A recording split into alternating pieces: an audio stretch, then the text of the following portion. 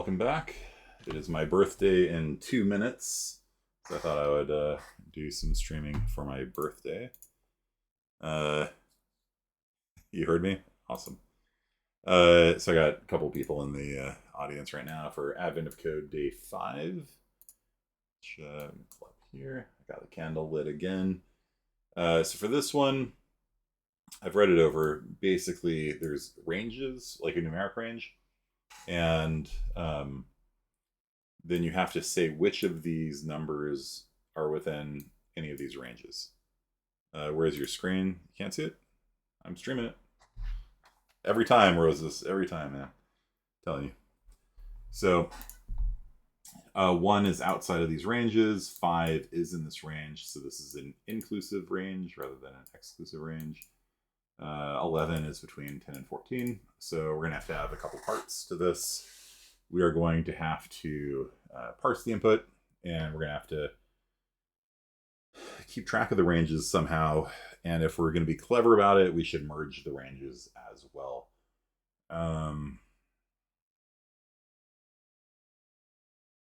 We could probably get by just by keeping all the ranges and just testing against all of them.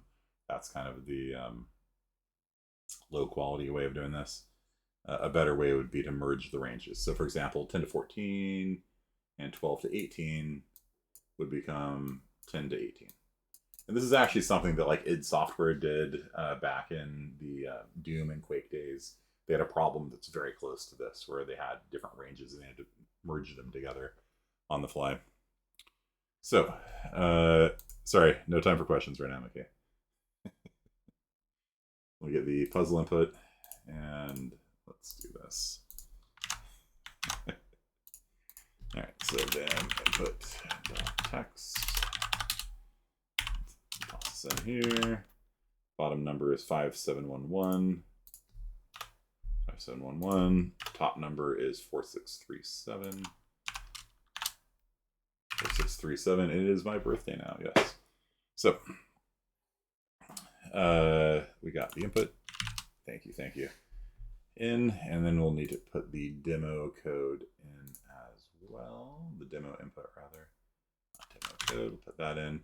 Looks like there's a blank space, a blank line. Okay, so we'll have to look out for that to switch between the two different modes. So we will then demo.text.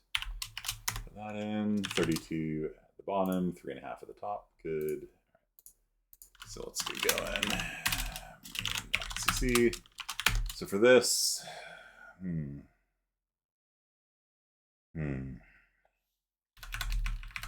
probably would want to use, it's a good data structure to hold this. I'm just going to use a vector for now, and then I'll think about it. Maybe we'll use sorting.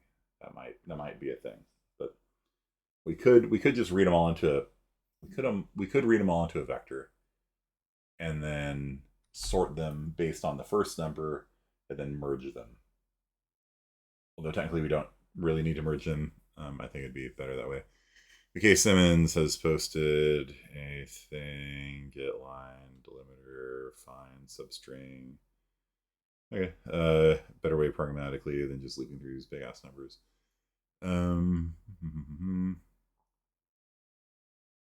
Yeah, I'll show you how I did it, or I haven't done it. Let's see how I'm going to do it, I should say. Okay, so first we're going to be reading a bunch of ranges. Okay, so I have stream ends. I'm going to start off with demo.text. I'm going to do a while true loop, and there's going to be phase 1, which is going to be reading in the ranges, and then there's going to be a phase 2, evaluating or testing the ranges with numbers.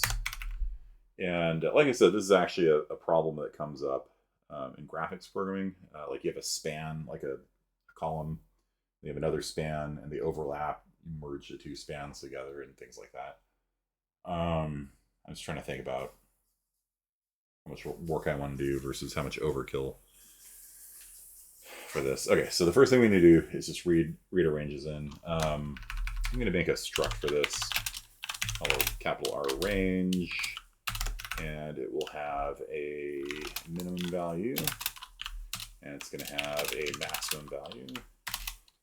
And if I want to make it sortable, which maybe I do, I'll do a operator less than, taking in a const range by reference right hand side, const function, and we will return, we will sort on the minimum, my minimum versus the right hand side's minimum, like that. So that'll make our ranges sortable, so we can toss them all into a vector, sort it. Don't know if that's the most efficient, but we'll see how this goes. We could use a hash map. We could iterate across the range and put every number in the range into a hash map and just check to see if the number is in there. But these are really big ranges, and so I don't want to put billions of elements into a hash table for that. So I don't want to loop across the range. I just want to keep the ranges in memory somewhere, and then. Yeah, there's probably a better way of doing this, but this should work. Okay, so first of all, we need to parse our input. So we're going to read them in, and then hyphen, then the max. So what we're going to do is say string min is equal to read line ends until a hyphen. And then max will read until the new line. And then we will see out min max. And as always, if we hit the end of the file, we will break. So let's see how that goes. 3 to 5, 10 to 14. Okay. 3 to 5, 10 to 14, 16 to 20, 12 to 18. Okay, cool.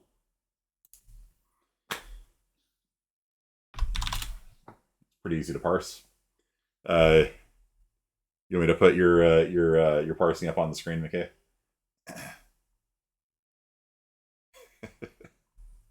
Sure. Okay. So a student of mine just texted me his solution for this. So this will be k.c. So, so getting a line, if the line's empty, right. I'm not handling that yet. Right. Push back. Okay, you're doing substring, finding and substringing it. Yeah, you could do that, but I don't know. This is only like 2 lines of code, man. I don't know. I'll tell you, man. We need to check to see if these are empty string. So like if at or min is empty string. I guess we could check for max. I don't think that's going to matter. Break. Okay. Thank you.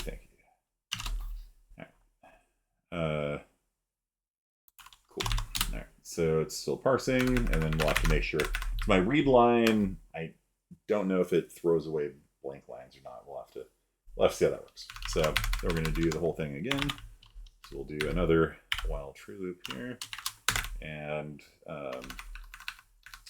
these things we're going to have to create the range in a second. I'm just doing the input parsing first. So then the second phase is just numbers after the blank line. So we're just going to say int test, I don't know, equals read from ends if at the end of the file, break, see out test. Nope, it's not working. Okay, so I can't use read line then. We're gonna have to use get line. I think read line throws away blank lines.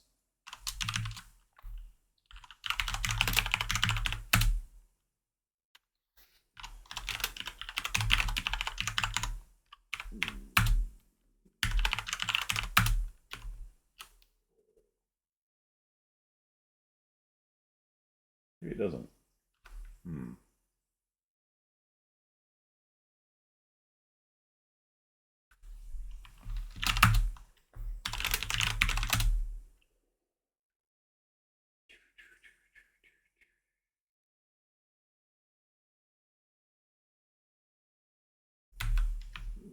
Oh, that's what's happening.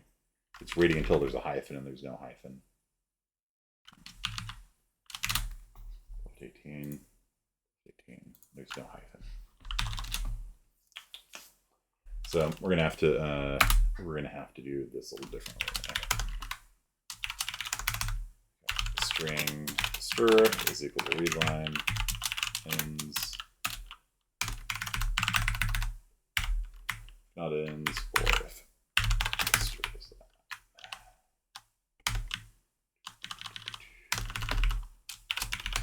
Let's see if that handles it.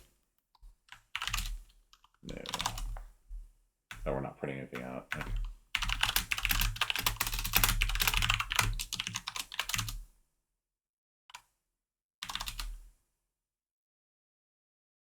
Yeah, it's skipping over the blank line. Okay, so we're gonna have to use getLine. Okay. GetLine ends into stir.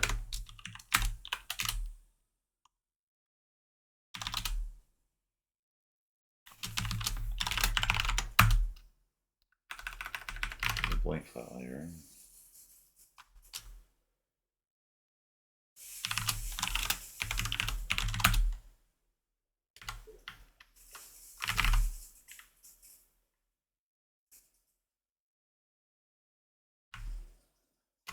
It's probably, yeah. Probably is actually working. Yeah, there we go. Okay. It is working. It's just printing the rest of the file down below.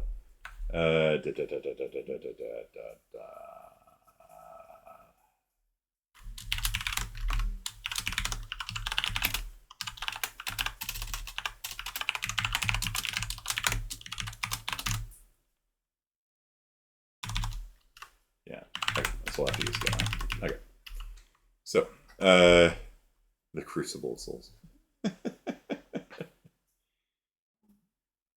Okay, that'll work. So yeah, we read a line at a time. Whenever we hit an empty line, we just do that.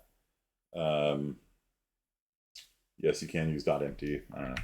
Searching for an empty string makes more sense to my brain, I guess. Okay, so then what we're gonna have to do is string stream this. So we're gonna string stream the International Space Station out of the string, and then what we're gonna do is we're gonna read from the string as if it's a stream, string, yeah. So we're gonna read from the ISS.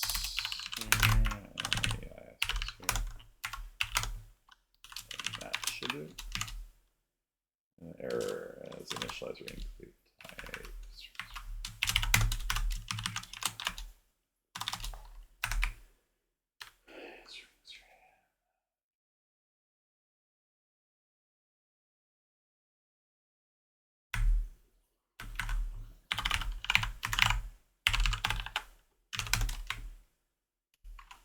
There we go. Okay. So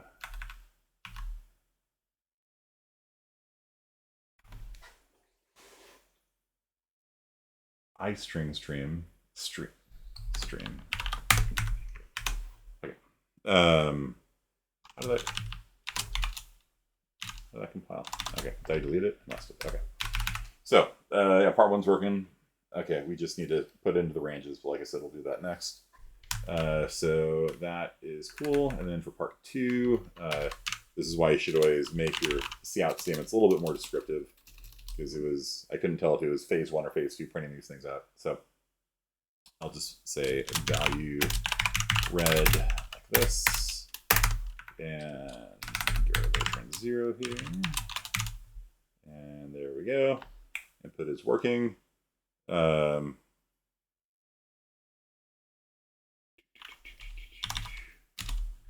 He's my favorite teacher. Really, Roses?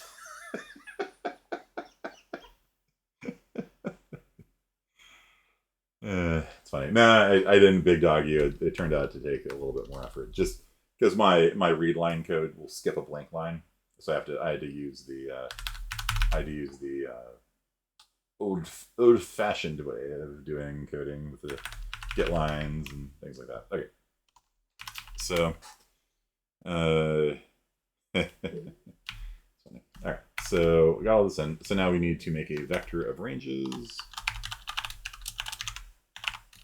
called vec, and what we're going to do is we're going to create a new range rather than add it to the vec. So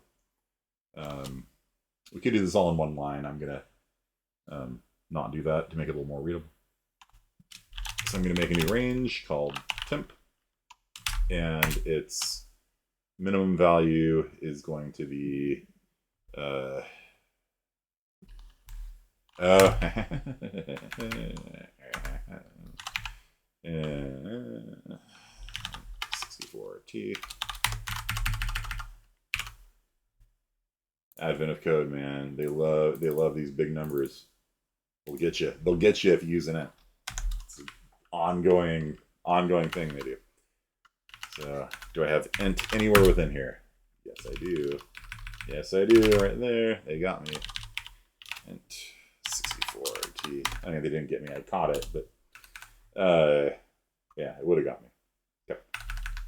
So we need to do a s2 long on min and s2 long on max, and that will create a new variable named temp of type range, and its minimum is going to be the minimum and the maximum is going to be the maximum. String to long conversion. Serious ambiance going on in your coding cave. Yeah, it's Christmas, man. Got a Christmas candle going on. I actually got a couple of candles from Hawaii that I got a couple of years ago and haven't burned. But all right. Oh, it's a birthday candle. Yeah, there you go.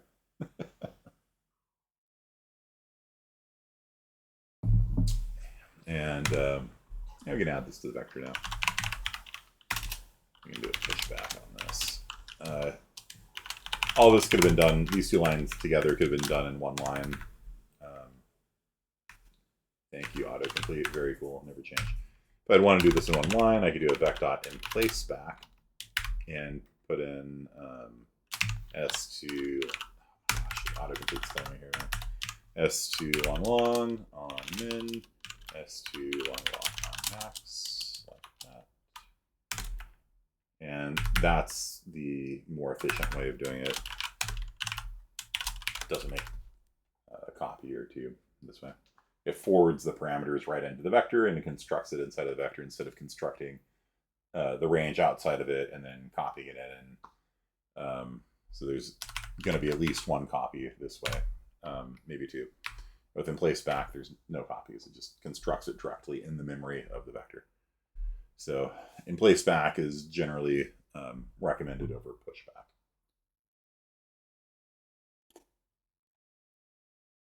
You notice I put just directly the parameters in instead of constructing a range and then passing the range in. Is there a way to compare memory usage and runtime with others on AOC? I mean, not by default. In fact, they got rid of their leaderboards this year because people were like, I'm sure, using AI to try and, get the fastest, the whole point of AOC is to, do what I'm doing here, which is just to, work it's a little brain workout. You get to practice your coding skills and think about it and compare with other people and stuff like that. Okay, so it's super efficient. I won't even try to touch pre-existing IDs, things in your map. I use in place back, yeah. In place back in general is better than pushback. I teach pushback because it's easier to understand. Like, look, I've got a variable. I'm going to add that variable to the vector. There you go. Whereas this requires an extra level of thinking to kind of figure out what's going on. This is probably the better way of doing it.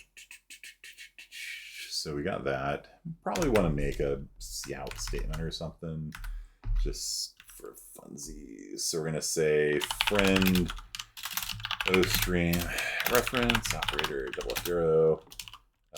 Left hand side is going to be an ostream reference called outs. output stream, and the right-hand side will be a const range by reference right-hand side. And so how do we output a range? Well, return, that's double left arrow.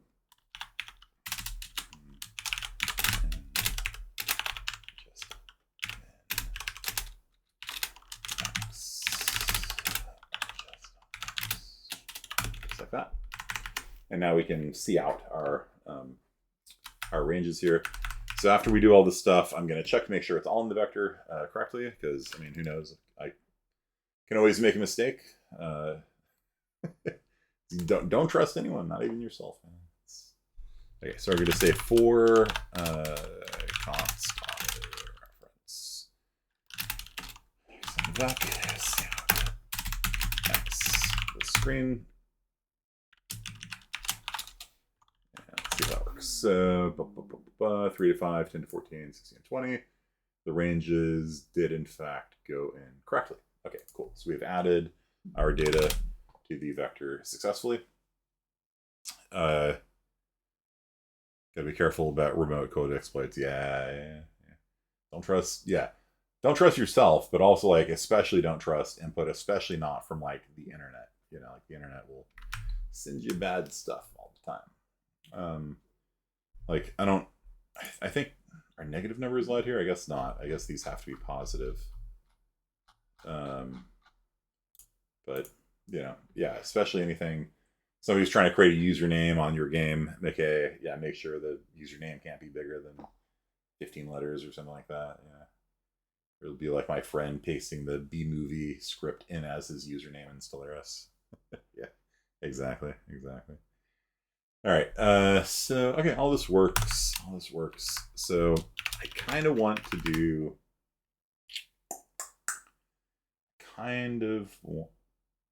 merge the ranges. I don't have to, but I kind of want to. This is not required by this, but I kind of want to do it. Let's make it more efficient. Also, did they give it to us sorted? No. Okay. That would have been nice if these numbers were in numerical order, but they're not. Okay, so what we need to do first is sort the thing, and so we can simply say sort vector.begin, vector.end, and call that a day. Thank you. And so we can see here max. There we go. So yeah, the 12 and the 16 switch places because we're sorting on the minimum value. Okay. So is it possible that two non-adjacent ranges can be overlapping?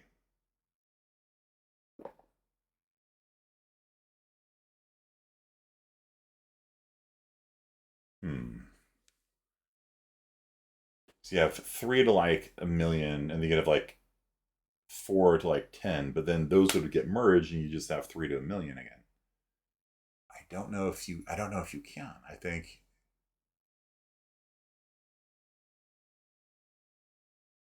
maybe all we have to do is just look at the next guy and see if he touches us.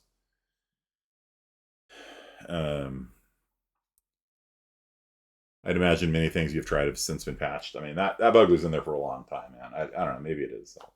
I'll have to fire up Stellaris and see if it's still in there. Like, yeah, the Baldur's Gate 2 integer underflow was fantastic. That got me through Baldur's Gate 2. To magic draining clouds things. What are they called? Not energy drain. No. I feel like drain magic items. Like these cloud looking things. Not Baldur's Gate 3, man. I don't know, it's like some sort of like gas creature. And it would hit you and it would drain a d4 charges off your magic item. Your charges were held in an unsigned short. And so if you had one charge left, it would overflow and give you 65,535 or whatever. 534 if it rolled high, charges. And then you could sell it because the value of it was based on the percentage of how many charges are remaining. So 65,000 divided by 4 is a big number. And so you just sell it and get all the money in the world and buy everything in the game. It was great.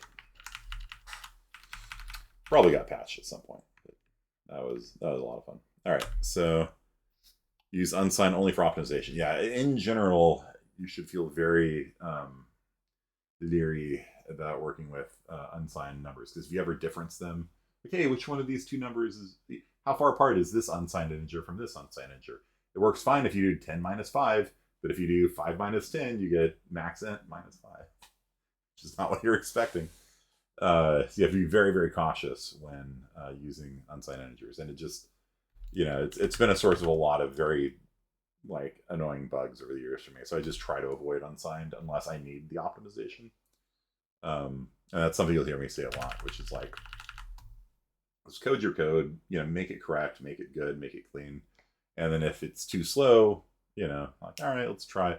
This if statement is checking for too big and too small is below 0, so we can make this an unsigned, and you can, come back in later. But in a lot of applications, it'll run fast enough as it is. It's only an optimization also if you're checking for less than 0 specifically. Because then you only have to check for bigger, because if it underflows, it's bigger. So all right, let's do this. So let's do a merge. A merge. Okay. Merge ranges. So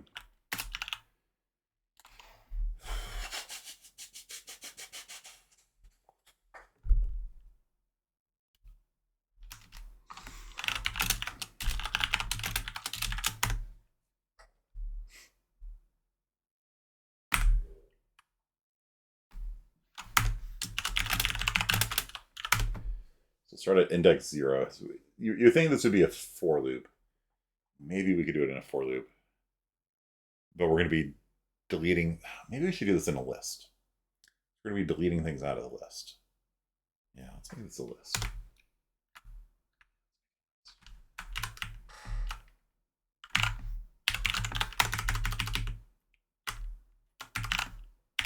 Not something you'll see me say a whole lot. I can't sort it. Right. It's not called vec anymore either. But there is a list sort, so there's vec.sort.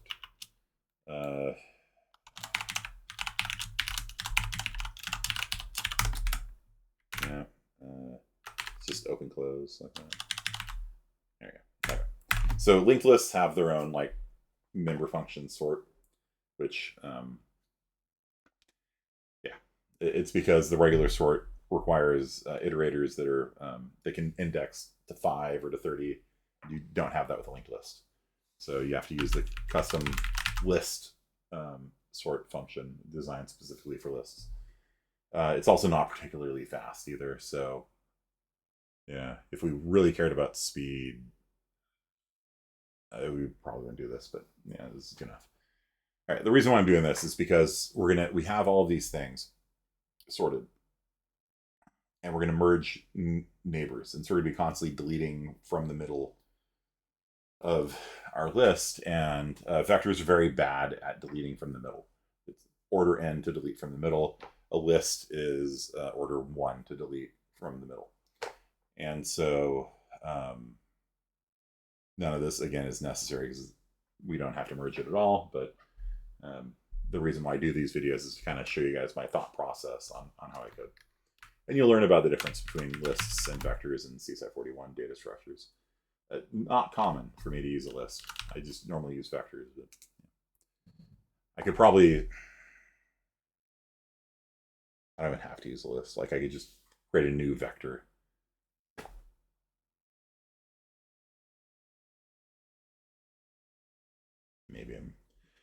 Maybe I'll do that instead.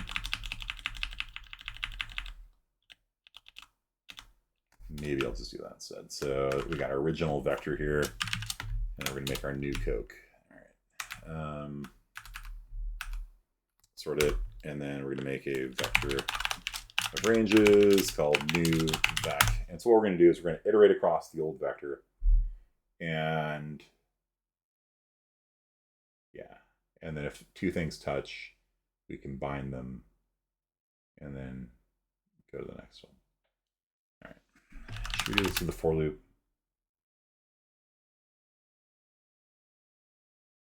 Yeah, let's try this. Okay, so for size underscore t equals 0, I is less than vector dot size I plus plus standard for loop.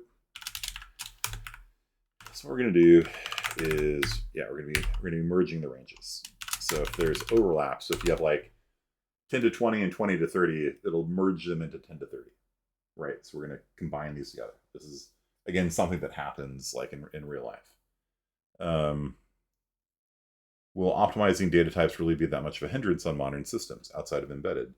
Couldn't we just check the start of the range and sort them all the way to the start values and check to see if the one after starts before the first one ends? Yeah, that's basically what we're doing here.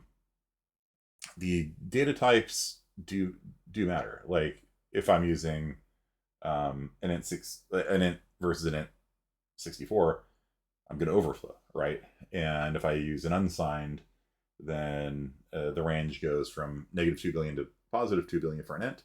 It goes to 0 to 4.2 billion for an unsigned int. So the ranges change that you can express with the type. And then if you're talking about floating point numbers, you have 32-bit floats, 64-bit floats, and more recently they've added 16-bit floats, which have less precision. Or for things like lighting calculations, where you're only outputting one of 255 different colors, who cares how many, like if you have 3 digits of precision, like that's enough, And the reason why they added F16 is because you can fit more of them into the same block of memory, right? And so if you're going to do a read and you're getting a cache hit or something like that, you can get more numbers with one read than if you have 32 bits and quite 4 times as many than an F64, right?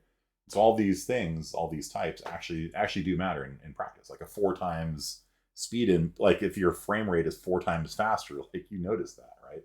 Like this isn't like, it's not the 1980s. Like it's not like, our computers got so little RAM, we're paying $1, a byte, which is how much RAM used to cost. It was $1 per byte of memory, which is why you have, standard library functions in C that have really short names, because each one of those letters that you typed on the screen was $1, right? So nowadays that's not so much a concern, but yeah, when you take CSI 45 is really essential for learning about all those kinds of considerations. And a lot of people that work in, I don't want to generalize, but like the web dev world, like they're kind of so far away from the hardware that, these factors don't come up as much as maybe they should. But yeah, understanding like and picking the right data type for the right job and the right data structure for the right job is a big part of computer science, and just kind of understanding when to use a list, when to use a vector, that kind of stuff is really important. So here we go. Okay, so we got 2 ranges. We got the current guy, we got the next guy. So you can pull this in by 1, because if we're on the last guy, there's nobody left to merge to. And if we merge them, we're just going to skip, I think, over them as well. All right. No, not binary search. No. I think we can get away with this by just doing a single order n pass over it. This is why I've been kind of squinting. I'm kind of like trying to think about this. Okay. So we need a within function anyway, because for this part down here, all we need to do is return true if something is within the range, right? So we're going to need a within function for our class. So bool within, and we'll just take an int 64_t. And this is a constant method, and we will say, and this is an inclusive range. So if x is less than minimum, or x is greater than maximum, return false, and return true. And we could probably condense this code down to return x is greater than or equal to min, and x is less than or equal to max. And we don't need the parentheses. So there you go. So if x is greater than or equal to minimum and it's less than or equal to the maximum, it is within the range that we're in. If not, it's not. Okay, so if we want to see if two ranges are touching, like let's say we have 10 to 20 and we've got 30 to 40, they're not touching. But if we have like 10 to 20 and like 19 to 40, 19 is within the range. So, and 20 is within the range of this one. So if either of the ends are within, we have to check in both directions because one of them could be completely inside the other. Okay. So, okay. So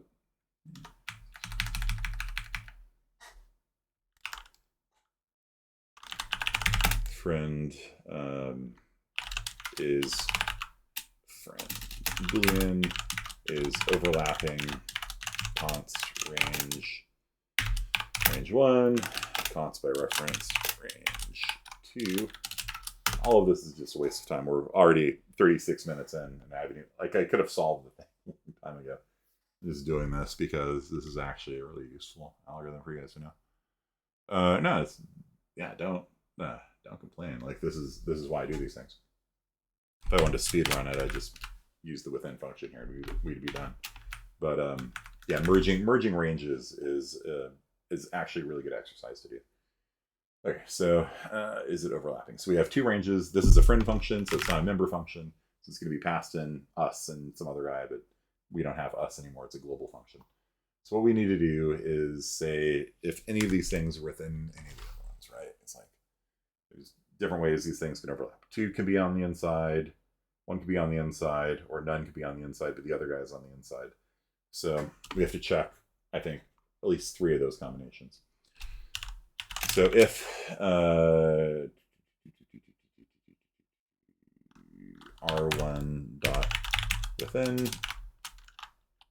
R2 dot in. So if range 2's minimum is within R1's range, or R1 within R2's max, or oh my gosh, dude, stop trying to help. Seriously. Or R2 within R1 dot max. IntelliSense, you're killing me here, man. You're killing me, Smalls. All right.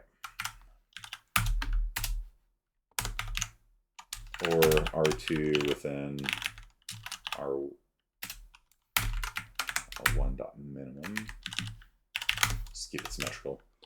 R1 dot max.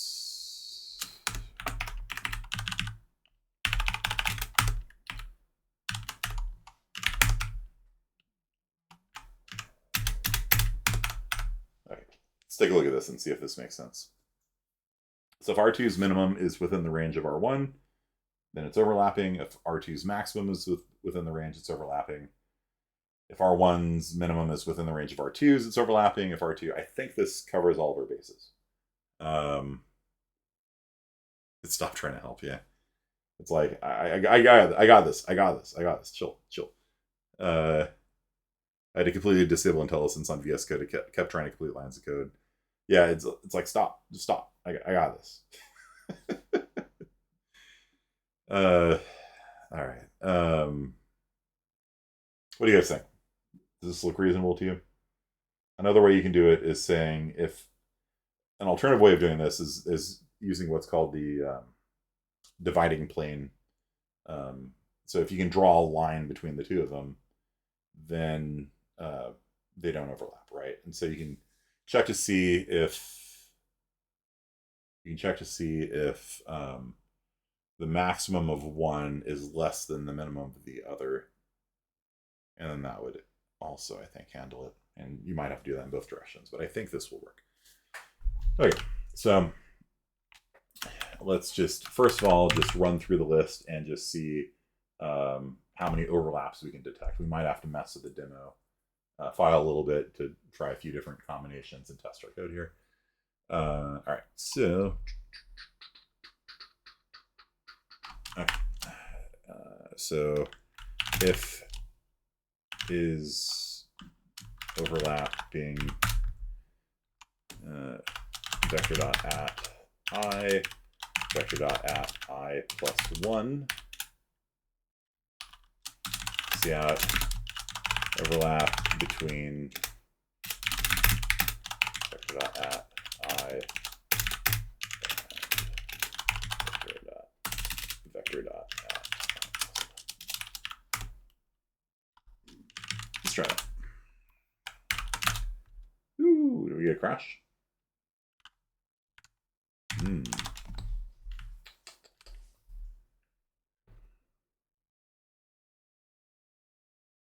It's gonna blow. I don't know. What do we do here? So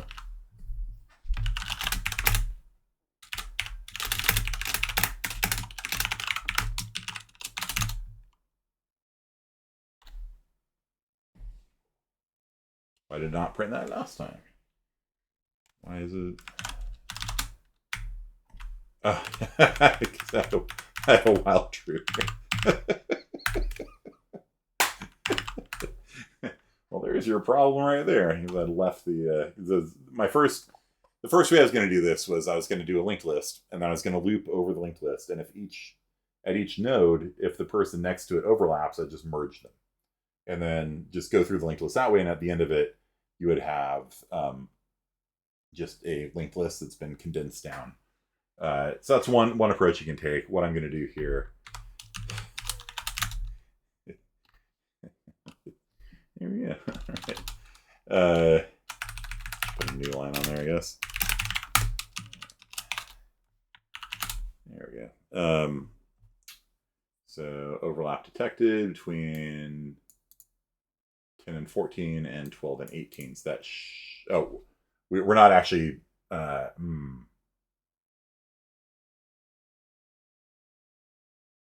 actually changing anything yet. But okay, so see, the 10 to 14 and 12 and 18 do overlap. So that should become a 10 to 18.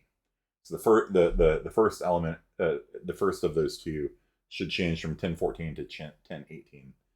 And I think all we have to do is change the max because they're sorted on the minimum. So if there's any overlap, and I think we're doing a few extra comparisons that we don't need because we know that the minimum of the second one must be greater than or equal to the first one. But yeah, whatever. And so all we have to do is change the max of the first one, right? So we have to change this 14 to an 18. I think that'll cover it. And then we're gonna have to shoot, right? We might have to use a list after all. Because we skip over the next one, we're gonna have to I'd have to use a list. Okay. Damn it. Because we're gonna have to delete this guy, right? And then for our code to work, so that this guy would be then comparing against this guy, and this guy would be changed to be an 18. I could erase this guy, but erase in a vector is an order n operation. So if I do this n times, it's an order n squared algorithm, which I'm not comfortable with. So I might just use a list anyway and just deal with it.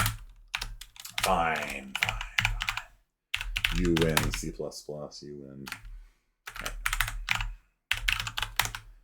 And then you go back to vector.sort.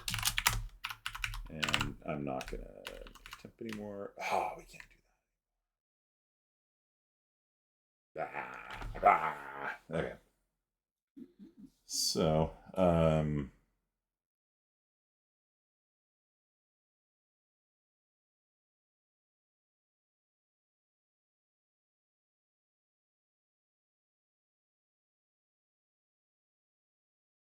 could make it temporary and just keep growing it until we get somebody that doesn't overlap, and then put that into the new ranges. Yeah. Anyway. Maybe. Okay, I'll do that. Okay.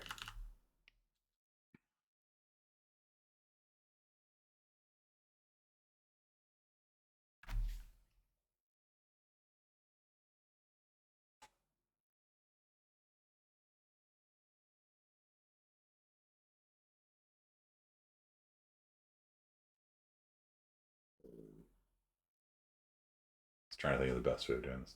We could just use erase. I don't even care anymore. All right. N squared. I could add the guy to new vec and just have the last person in new vec be my current.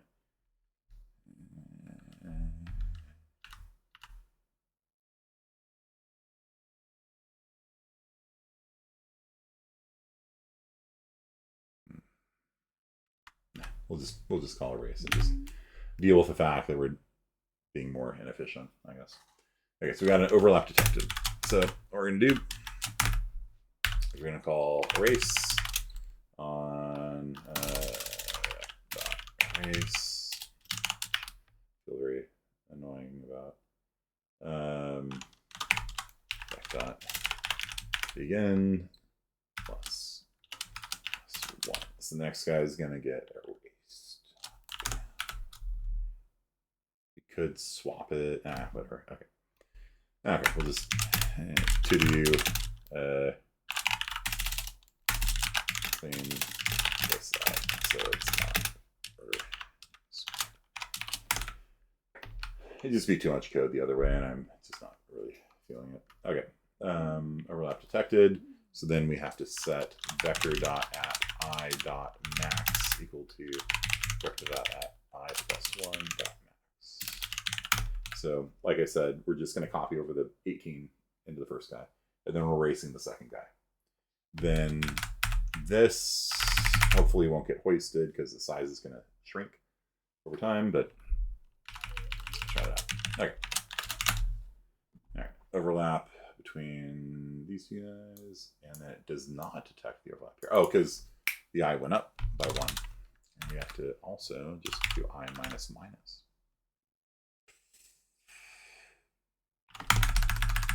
See, this is what I'm talking about, these unsigned integers, man. These unsigned integers will get you.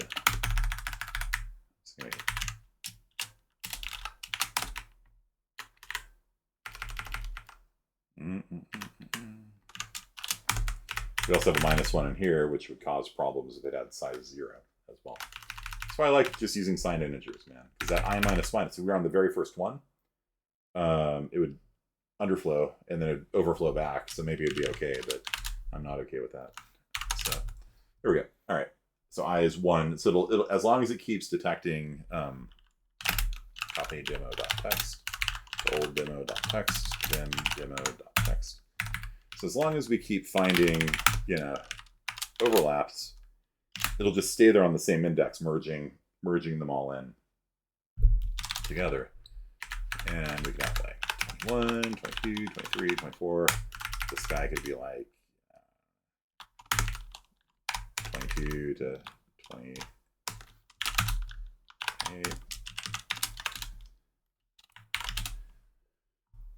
Okay, so we'll just stay there for a while, and then at the end of the day, we have 3 to 5, 10 to 14, 16, 28. Is that right?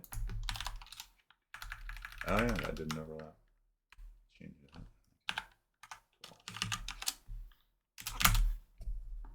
So 3 to 5, and then 10 to 28. So yeah. So 3 to 5 is one range, and then 10 just starts merging all these things in. It becomes 10 to 28.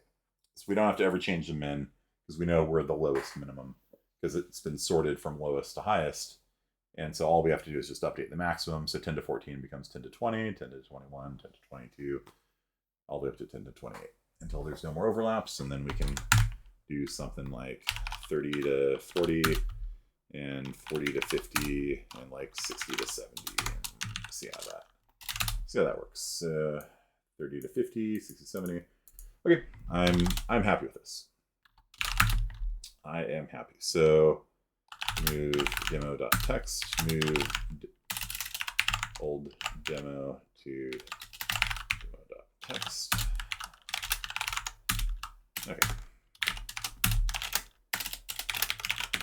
So all of that was about, half an hour of code that I did not have to write. Did not have to write any of that. That's all useless for this code, because we could have just done it.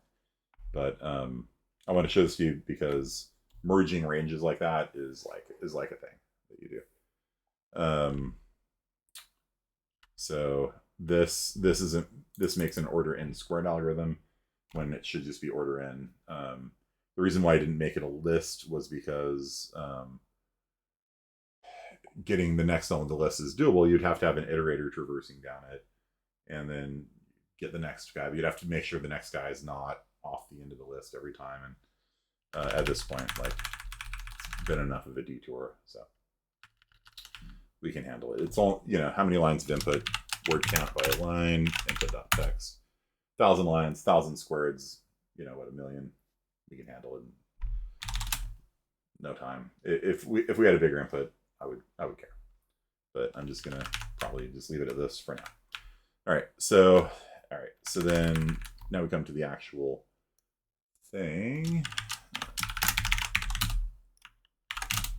So there are 2 ranges, and then we're going to read these values, and the ones that are in a range, we are going to, what do we do with it, actually? What do we do with this? All right.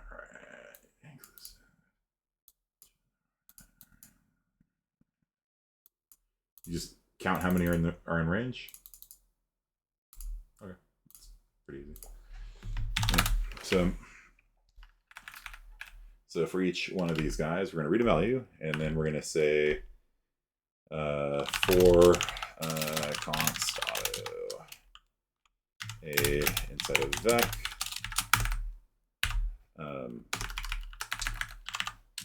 if a dot within test. So if we got a hit, then we will increment count by 1.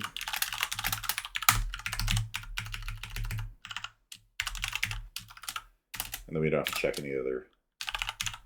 We can stop. We don't have to go any further. And then at the end of the day, we'll just see how count.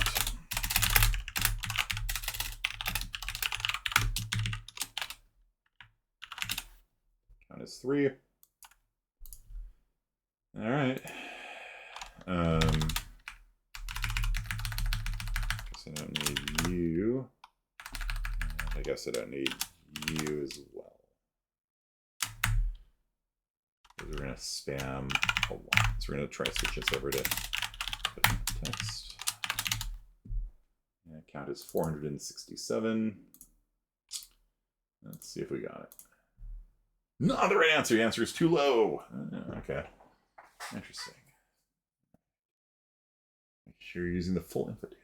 Some general tips. First time we have failed on part 1. All right. So this is annoying because when you pass on the given test, the demo input file, the demo output file, then now we have to figure out, because that thing's huge, right? Thing's huge. So is a problem with our merging code? I don't know. If it is, I'm not even using new vec. Let's just try this. And let's see if the merges affected anything. Ooh, it did. Shouldn't have.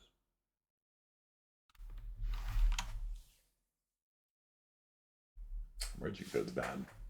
It shouldn't affect the output at all. Return day 5. That's the right answer. Okay. So we have a bug in our merging code somewhere. Okay. And I tested it a little bit. What is the failure? Like what could cause this to fail?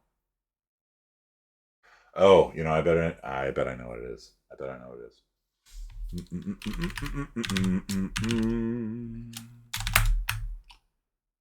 I think I know what it is.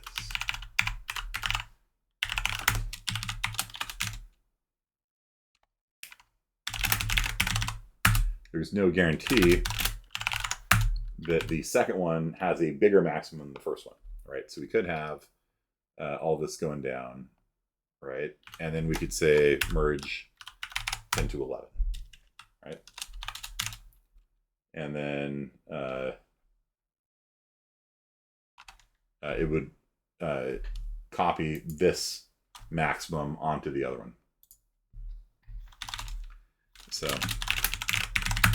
that was our mistake, was assuming the maximum of the second guy would always be bigger. So let's see.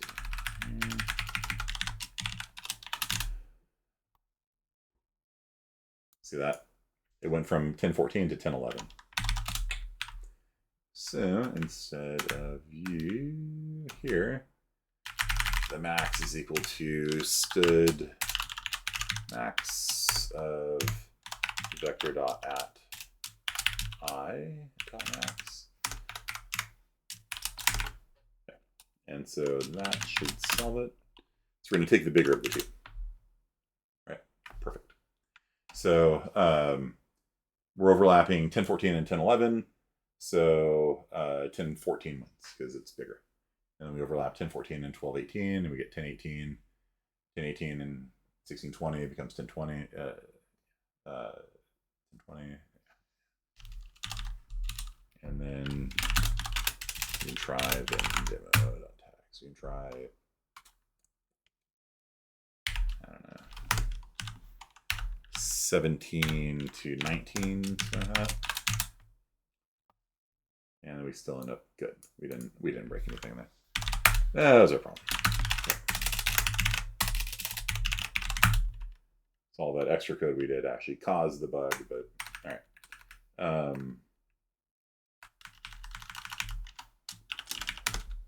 The cout. And let's switch it back to the.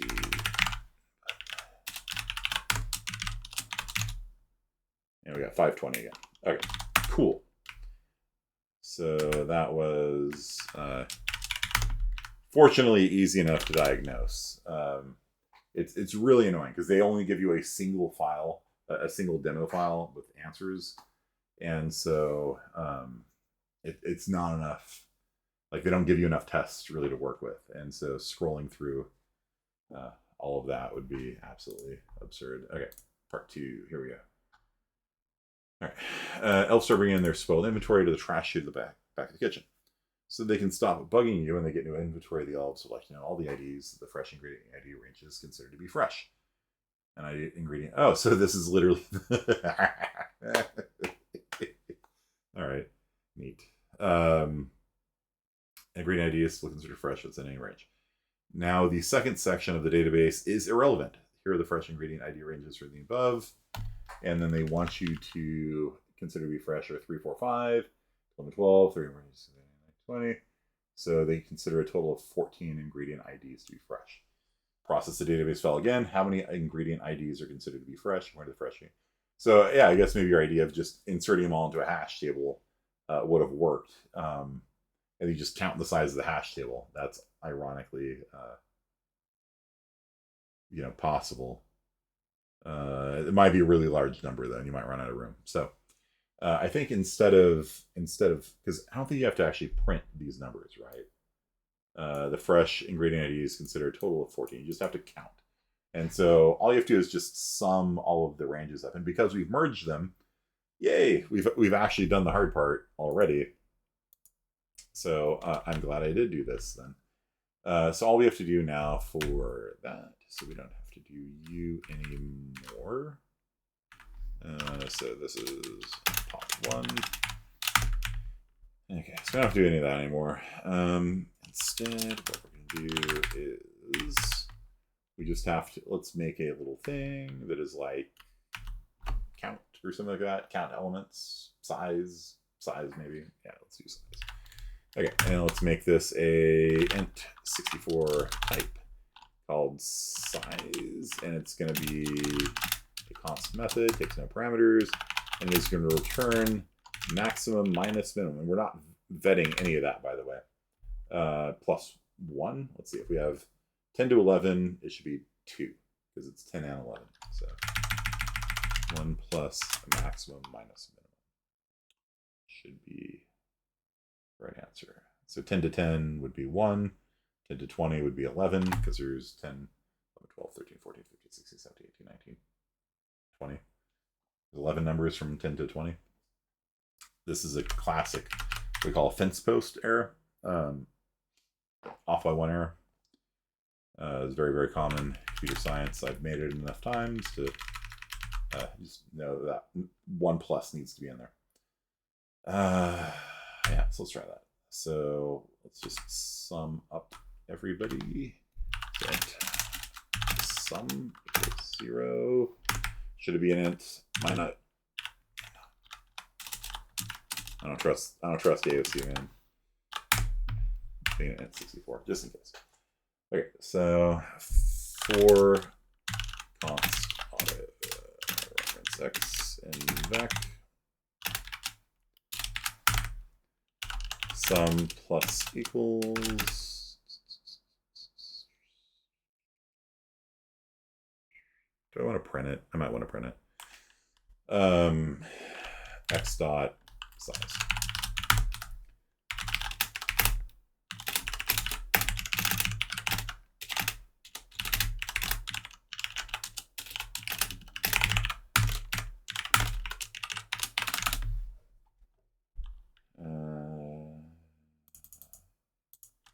Switch it out to the demo code.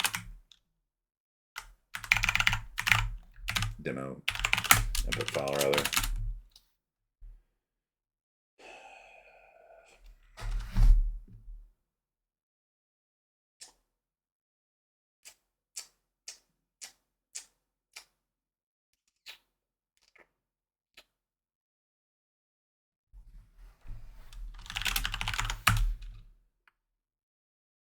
Oh, I broke the demo code, that's why.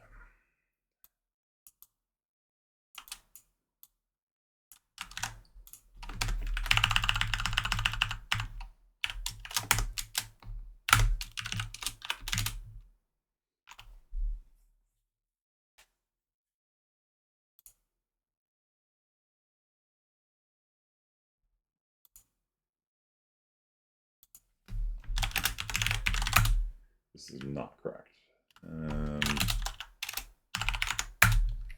10 to 14 should be merged.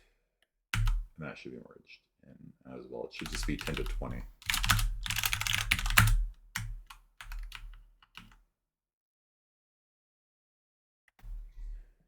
Does vect out erase do the thing, or just like moves it to the end?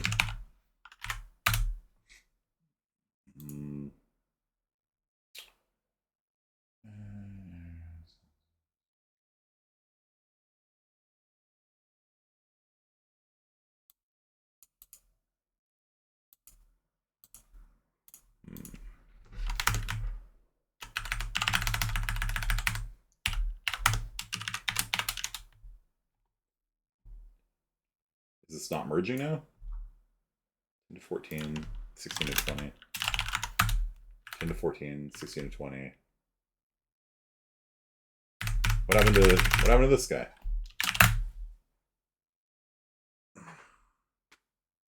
We're getting flashbanged.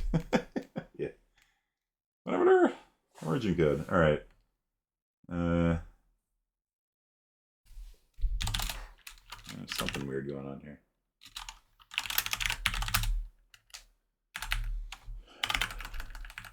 Oh, we got rid of the sort. Okay. All right. There we go. So 3 to 5, 10 to 20. 3 to 5 is the size of 3. 10 to 20 is the size of 11. 3, 4, 5 is 3. 10 through 20 is 11. So the total size is 14.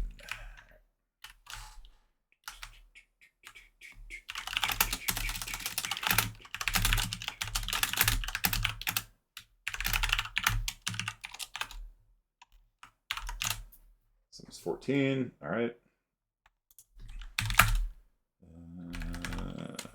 Let's get rid of the Cout.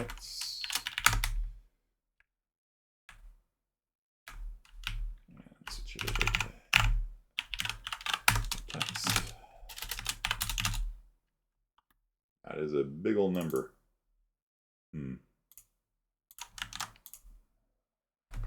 Well, part 2 is quite easy. Part 2 only took a few minutes. So, and I swear to you, I did not actually know that we would need range merging. I just wanted to show that to you because it's a very common task. I mean, not as common as like sorting or something like that, but it comes up. So yeah, however long that took, it was not too bad at all. I don't know why I commented out the sort here, but I shouldn't have done that.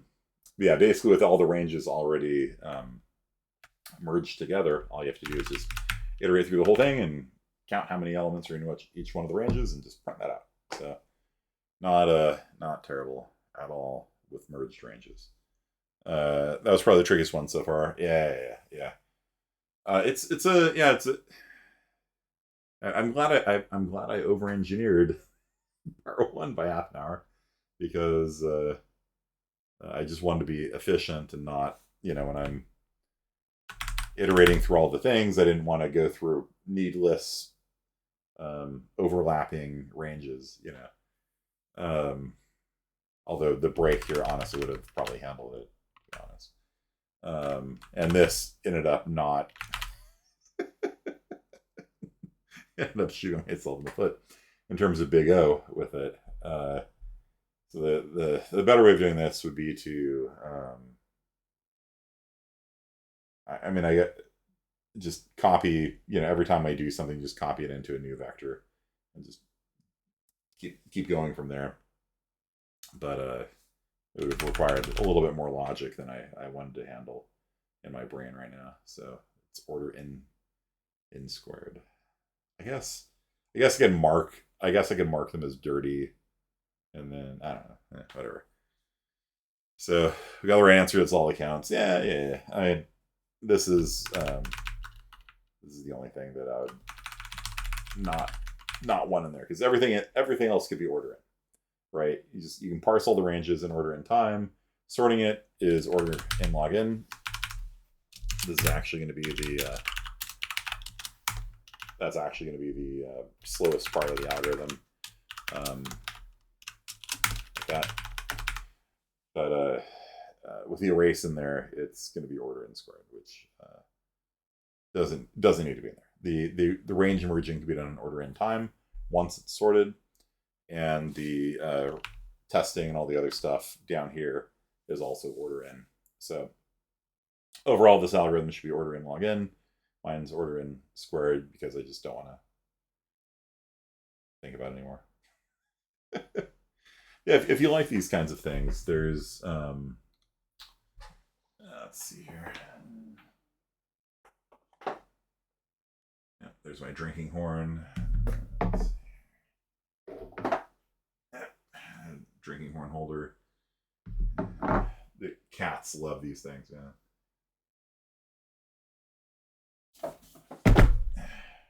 So the Berg book, Computational Geometry, great book.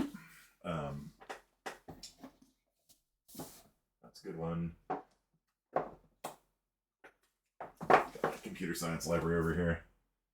And then there's Tim Roughgarden has a whole set of algorithms that are illuminated, and they have. I find his books on algorithms to be kind of the easiest to understand. They're just drawn out very nicely and written very clearly and stuff like that. So if you like the problem that we did today, that's probably the DeBerg book is the one I'd go to on that one. So yay, day 5 done. So day 6 is.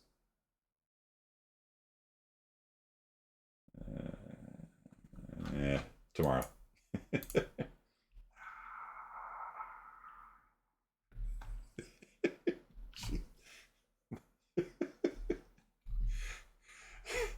Night mode, please. CPP reference.